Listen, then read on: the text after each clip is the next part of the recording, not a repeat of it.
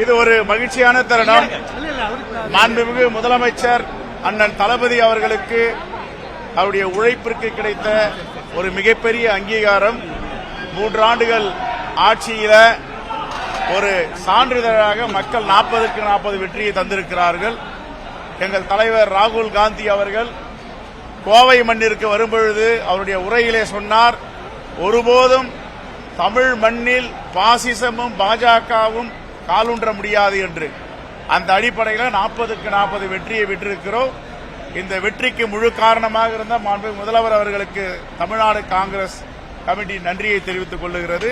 இந்த விழாவில் காங்கிரஸ் பேரியக்கத்தின் தோழர்களோடு பாராளுமன்ற உறுப்பினர்களோடு கலந்து கொள்வதில் பெருமகிழ்ச்சி அடைகிறோம். பணபலம், அதிகார பலம் தான் இந்த தேர்தலில் வெற்றி பெற்றிருக்கு. மக்கள் முழுமையாக வாக்களிக்கல, வாக்கு சதவீதம் குறைந்துதான் இருக்கிறது திமுகவை பொறுத்த வரைக்கும்.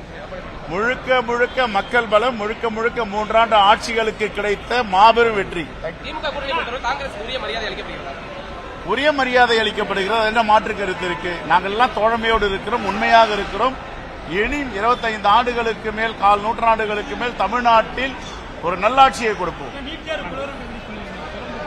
நீட் தேர்வு தொடர்ந்து பாஜக அரசு திட்டமிட்டு ஏழை எளிய மாணவர்கள், கிராமப்புற மாணவர்களுக்கு எதிராக நடத்தி வருகிறது. இதை தொடர்ந்து நாங்கள் உதித் சூர்யா வழக்கில் இருந்து சொல்லி வருகிறோம். இதில் ஆள்மாறாட்டம் இருக்கிறது, பணபலம் வெல்கிறது. ஆகவே இந்த நீட் தமிழ்நாட்டிற்கு வேண்டாம், எங்களுடைய தமிழ் குழந்தைகளை மரணத்திற்கு ஆளாக்க வேண்டாம் என்று தொடர்ந்து வலியுறுத்தி வருகிறோம். தொடர்ந்து முறைகேடு தான் நீட்டை கொண்டு வந்ததே முறைகேடு செய்வதற்கும் பணத்தை சம்பாதிப்பதற்கும்.